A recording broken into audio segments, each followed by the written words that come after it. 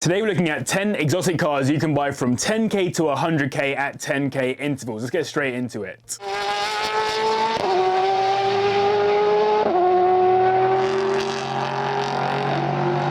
Let's kick off with our 100k car, and I was praying the McLaren 720S might have finally fallen into this price range, but it hasn't, so we have to go for the next best thing, the McLaren GT. This car is literally built on the 720S platform, just with a slightly more chilled out purpose, which reflects in some slightly less aggressive looks. But it really isn't that much less aggressive all in, given it gets the typical McLaren engine, a 4-litre twin turbocharged V8 block, producing 611 brake horsepower, taking the car to 60 in 3.1 seconds, putting this car in the supercar realms of performance, and it's not been too bad on reliability either. I was a critic of this car early doors because it's not what you expect from McLaren. You'd expect some serious supercar to appear, not a grand tourer. But as the price of this car has dropped, it's only become better value for money, and even though you could go for a 650S or 570S instead, the GT somehow feels like more of a big dog in the lineup. They start at around £83,000, and for our 100k limit you'll get a 2021 model that's done at around 7,000 miles. Now we're on to our 90k car, the Mercedes AMG GT-R, the track beast spec, which has been slowly but surely heading into some decent price ranges. It's actually dropped so much that it's not far off the prices of the GTC, which is my personal favourite spec, though even I would really have to soul search to decide which of the two I'd go for in the mid 80k price range. It lapped the Nürburgring in 7 minutes 10 seconds, making it the 5th fastest rear wheel drive production car around the ring at the time. That's made possible by the 4-litre twin turbocharged V8 engine, putting out 576 brake horsepower, taking him to 60 in 3.5 seconds and to a top speed of 198 miles per hour. It's also made possible by the track focus features like the manually adjustable rear wing and suspension. That means if you like track days and know how to set up a car, the GT-R will enable you to do so.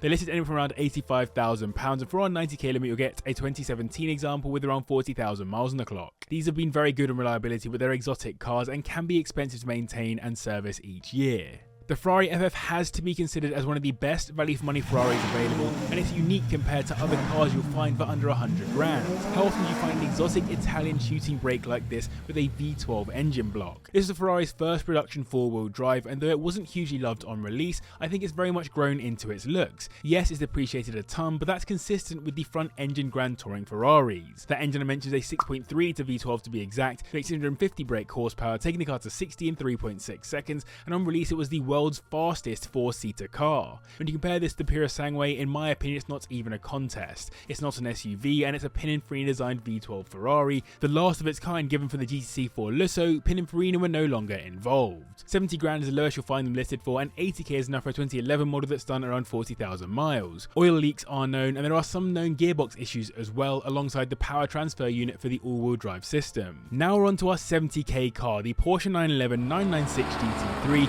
is a homologation special for Porsche's race cars. What made the 996 special though was that it was the first Porsche to get the GT3 badge, and it entered into the FIA GT3 Cup, with the example you can buy for the roads being that track car without a full cage and a few basic additions to get it road legal. It comes with a 3.6 litre flat 6 engine, making 381 brake horsepower, taking the car to 60 in 4.4 seconds, but of course it's the track performance we care about, and it managed a 7 minute 54 at the ring, not bad for its age. That engine was based on the one used in the 911 GT1 race car, and the rest of the formula was pretty similar to modern day 911 GT3s, a bunch of weight stripped out, track performance parts all around, and the telltale wing too. 64 grand is the lowest I can find it listed for, and 70k will get you 2000 example with around 60,000 miles on the clock. Engines are known to be strong, and post facelift gearboxes are supposedly stronger than pre-facelift models. My good friends at Motorland gave me the chance to drive the 60k car on this list, the Lotus Emira, which, like the McLaren GT, I was a bit unsure of before I drove it. I was worried it wouldn't be a true Lotus with all the nice features on the interior, and by the way I literally mean carpets, infotainment and a digital display. But if you watch my review, I very quickly realised that behind all that hides a real Lotus that gives you the same passionate driving experience as the Elise and Exige became known for, just a little bit more comfort. It got the same engine as the Exige too, a 3.5 litre supercharged V6 that makes 400 brake horsepower, taking it to 60 in 4.6 seconds,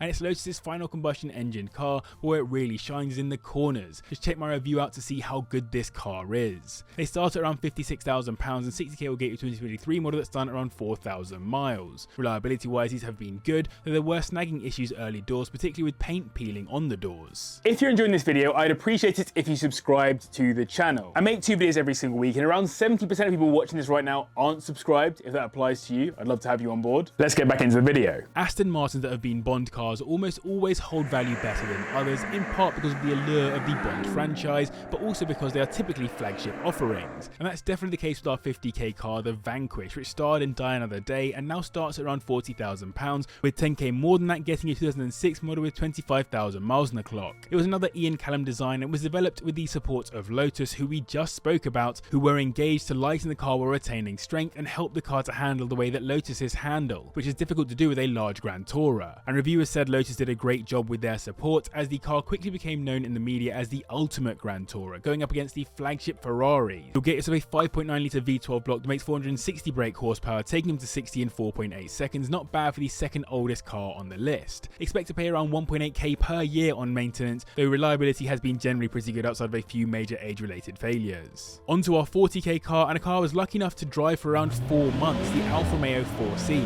One of my personal favourite cars, easily one of the best looking cars for the money, and one of the most exotic cars 40k can get you. I've never driven a car on the roads that garners so much love and attention as the 4C. It's a head turner everywhere it goes, and somehow in a way that gets nice looks rather than what a douchebag looks. The amount of people that chatted at petrol stations or even shouted out of car windows was unlike anything else I've ever driven. And it's a pleasure to drive too, super simple, super lightweight at 940 kilograms and a perfect amount of power too, helped by having a fully carbon tub, which could be seriously problematic if broken, but the main problems you'll find will be basic build quality issues. They come with a tiny, efficient engine, a 1.75 litre turbocharged inline-4 block, makes 236 brake horsepower, taking the car to 60 in 4.4 seconds. They'll run you around £35,000 at the bottom end, and 40k will get you a 2016 model with 40,000 miles on it. Let's talk about the 30k car now, the Audi R8, a car that has staunchly sat at this price range now for more than 7 years. You literally just get one for under our 30k limit, and 30k gets you a 2007 model that's done around 80,000 miles. The R8 nameplate ended production completely in 2024, but it's apparently returning in 2027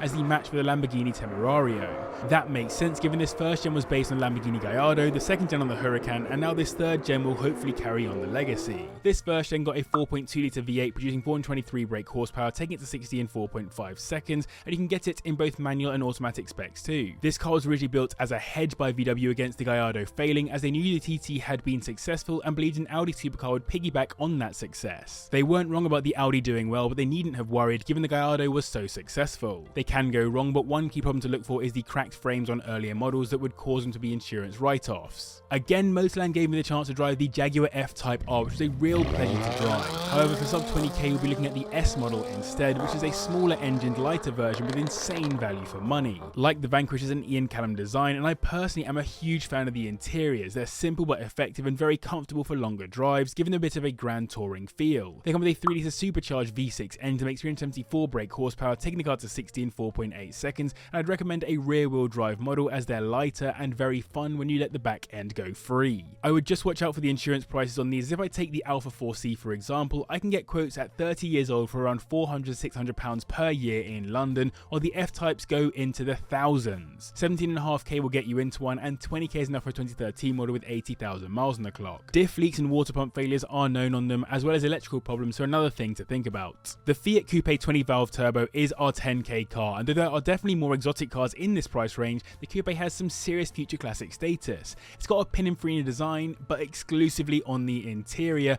as Chris Bangle, the well-known BMW designer, managed to beat them to the exterior. Pininfarina did submit a design too, but Bangle's design was ultimately chosen, and it really is a stunning design. It's almost a poster car level of car for some 90s kids. It comes with a 2 litre turbocharged inline-5 engine, putting out 220 brake horsepower, taking it to 60 in 6.5 seconds, decent for the oldest and probably least exotic car on the list. It can be difficult to find one in good condition as they're known for rust around the floor pans and sills, but they are definitely a well-loved car, so if you find someone who's looked after one well, you could get yourself a bit of a gem. 4k will get you into one anyway, and 10k is enough for a 1996 model that's done around 40,000 miles. And the best thing, despite being so cheap, it's likely to turn a few heads and garner some attention from fellow car nuts too. Thanks for watching, thanks to patrons, do subscribe if you enjoyed this video, click on screen to see my review of that Emira I mentioned.